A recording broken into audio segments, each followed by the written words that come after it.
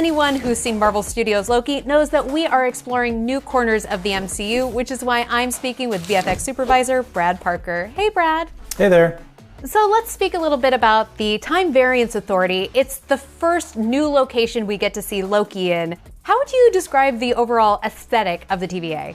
Well, the TVA has this really cool sort of retro-futuristic look to it. There are elements of sort of analog technology and early 1980s digital technology mixed with a few technologies that are very much from the future. So that's sort of mashed together into this very unique aesthetic, but has this kind of patina of being something that may have happened in the past, even though the size, scope, and scale of it feels like it must be in the future. It really is appropriately a timeless look, and you can really see that in the expanse at the TVA. How do you take actors and put them into a shot like that? Everything beyond the window that Loki and Mobius are standing in front of was created digitally. On set, we had a hallway and a window frame, and our actors were able to look out into a blue screen, but everything beyond that was created entirely in the computer. So then, once you have all of those elements, how do you build out the expanse with your team? So building something like the expanse takes a lot of artists building a lot of individual elements. That can run anywhere from the basic architecture, meaning the sort of columns and posts and walls that comprise the structures inside the expanse, but also atmospheric effects like clouds and fog and little vehicles flying around. An insane amount of detail goes into creating something like the expanse. Another place that we see that immense detail is at the archives at the TVA. What kind of work goes into filling out that space? Yeah, so the archives are really interesting. Production actually filmed in a real hotel in Atlanta, and the archives were sort of an extension of that. So that's a good example of digital set extensions where we started with a real place, but the real place wasn't as large and it didn't create this kind of infinite archive feel. But it did give us a really good guide as to what the architecture would be and what sort of the palette of the space would be.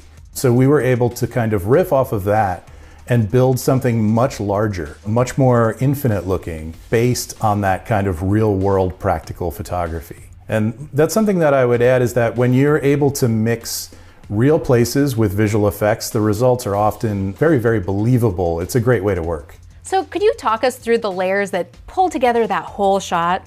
When we're creating a digital set extension, we'll get what's called a plate. And a plate is basically the photography with no visual effects. And we'll match the lens. So anything that we build digitally looks like it was photographed by the cinematographer. The next step would be to add a 3D model that represents the architecture and details. Things like, all the books on the bookshelves, for example. All of those details are combined together into a shot that's then composited.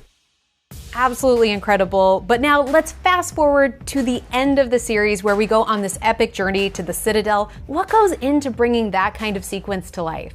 So in order to create this travel through time and space, we started with a rough guide that the editorial department put together. This was a series of clips and pre-visualizations of the sort of travel experience, which planets we would pass by, which black holes we'd travel through, and how long the entire sequence might take. So based on that, our team of digital artists started to create sort of space geography, those structures, the material that we travel through, the black holes that we travel through, and kind of place them all out into a sequence that's then sort of approved by the director and our editors. Once that is all approved, we work on refining it and making it look believable and realistic. So in this case, it's creating sort of gaseous space elements and, believable planets and the timeline itself, the sacred timeline, which all kind of ends at the Citadel, where He Who Remains resides. The process for creating that was really to kind of sculpt what this planetoid would be like in 3 dimensions. And we built the Citadel, all the architecture, every last brick to put the place together in the computer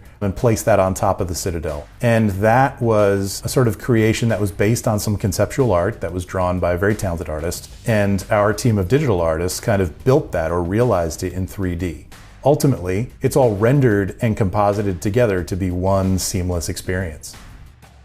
That moment is such a big whirlwind. Are there any little details that our Marvel fans might have missed that you could clue us in on? So, there was a hidden detail or two. There are a few little elements that we pass by. One might be the collector's ship.